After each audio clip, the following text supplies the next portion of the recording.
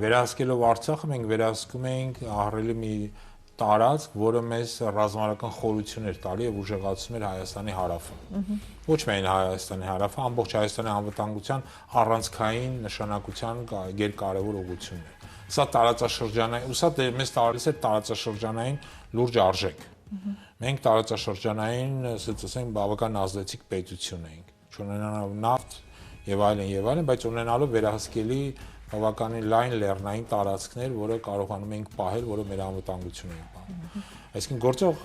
քաղաքական ռեժիմը ոչնչացրել է դա։ Երկրորդ մեր առավելությունը, սա մեր սփյուռքն էր։ Ինչու եմ անցյալով ասում, արևախտապեր սփյուռքը դեռ կա, բայց սփյուռքը մեզ տալիս էր որպես գլոբալ պետության, ասենց ասեմ, հնարավորություն, գլոբալ